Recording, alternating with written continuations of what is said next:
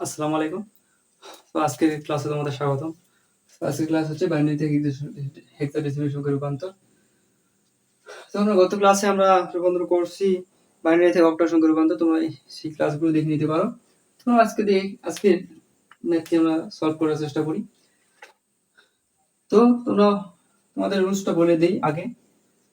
তোমরা মনে রাখবা যে বাইনারি থেকে হেক্সাডেসিমাল সংখ্যার রূপান্তরের ক্ষেত্রে যে পূর্ণাংশ থাকবে, এই পূর্ণাংশ, এটা হচ্ছে পূর্ণাংশ, এটা হচ্ছে ভগ্নাংশ। এই পূর্ণাংশকে আমরা সবসময় ডান দিক থেকে বাম দিকে চারটি সংখ্যায় ভাগ করে নেব, অর্থাৎ এইভাবে চারটি সংখ্যায় ভাগ করে নেব। এবং যে ভগ্নাংশ থাকবে ভগ্নাংশকে বাম দিক থেকে ডান দিকে চারটি সংখ্যায় ভাগ করে নিব। আমরা এভাবে ভাগ করে নিব এবং সেগুলো বাইনারি মান আমরা লিখব। তোমরা প্রথমে লিখি আমরা রুলসগুলো লিখি। পূর্ণাংশ সকে ডান থেকে বাম দিকে চারটি সংখ্যা করে ভাগ করে এবং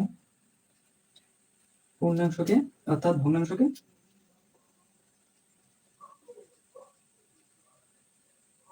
বাম থেকে ডান দিকে চারটি সংখ্যায়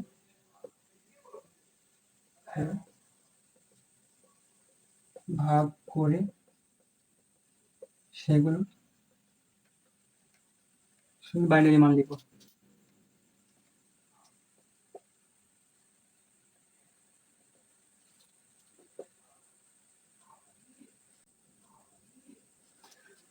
তো আমরা বললাম পূর্ণাংশকে আমরা বাম দিক থেকে, অর্থাৎ এইখান থেকে এদিকে বাম দিক থেকে চারটি সংখ্যা করে ভাগ করে নিব এবং এই ভগ্নাংশকে আমরা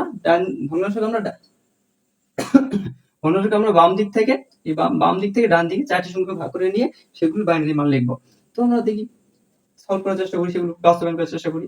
1 0 1 0 1 1 0 1 0 0 0। তো এগুলো আমরা দেখি।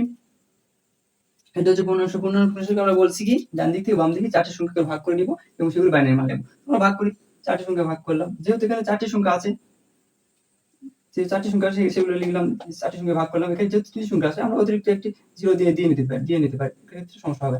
তো আমরা এগুলো বাইর করার চেষ্টা করি। তো একটা তোমাদের ট্রিক্স বলি যে একটি সূত্র প্রয়োগ করতে পারি আমরা, যেহেতু 1 2 8 এই সংখ্যাটি আমরা ঠিক ফলো করতে পারি। তো আমরা এগুলো দেখি, বাস্তবায়ন করি।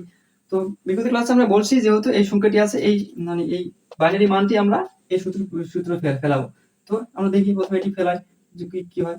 0 1 1 এখানে আছে 0, এগুলো এখানে লিখে দিলাম। তো আমরা প্রথমে বলছি উপরে যে সূত্র থাকবে সেই সূত্রের নিচে যেটা সংখ্যা নিচে 1 থেকে সেই সংখ্যাকে আমরা কাউন্ট করব। তো এই কোনটি সংখ্যার নিচে 1 আছে, এখানে আছে 2 এর নিচে 1 আছে, 4 এর নিচে 1 আছে। তো 4 আর 2 কে আমরা কাউন্ট করব। 4 আর 2 কত হয়? 6। সেই 6 আমরা লিখলাম এখন 6।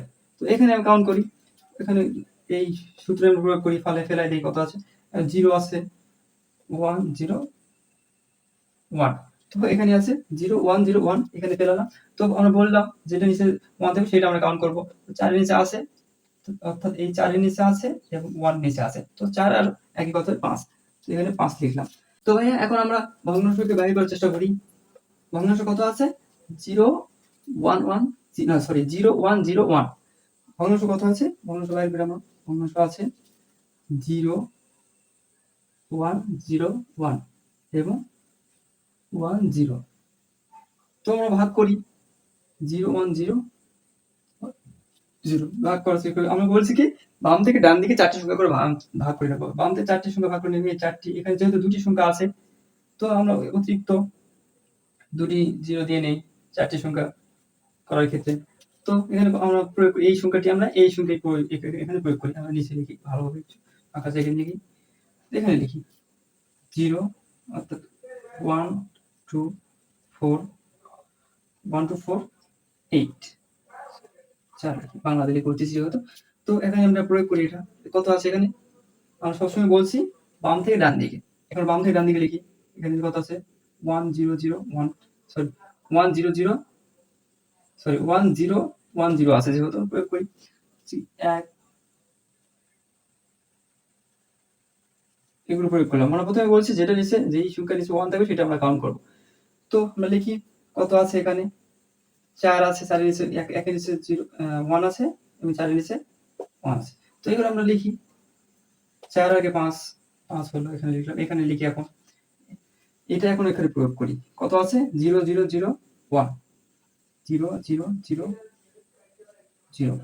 তো এখানে দেখি এখানে কত আছে? 8 এর নিচে 1 আছে সেগুলো আমরা 8 কাউন্ট করলাম। সেক্ষেত্রে 8 আমরা লিখলাম এখানে 8 এ হলো ভগ্নাংশ আমরা পেয়ে গেলাম। তো আমরা লিখি এখন। আমরা লিখতে পারি অর্থী এখানে যেহেতু পাইলাম আমরা সেগুলো লিখি 6 5 দশমিক এখানে এটা পাইলাম পূর্ণাংশ এটা এবং 10 আমরা ভগ্নাংশের ক্ষেত্রে পাইছি কত 5 তো 5 এই হলো আমাদের ফলাফল। কি ফলাফল পাইলাম? আমরা হেক্সাডেসিমাল মানে হেক্সাডেসিমাল বেস কত 16 যেহেতু আমরা সেই ক্ষেত্রে আমরা 16 লিখে দিই। এই হলো অ্যান্সার। তো ভাইয়া এই ছিল আজকের মানে হেক্সাডেসিমাল বাইনারি সংখ্যা রূপান্তরের কৌশল তোমরা ফলো করবা। তো দেখা হচ্ছে নেক্সট কোন ক্লাসে। ভালো থেকো, সুস্থ থেকো। আল্লাহ হাফেজ।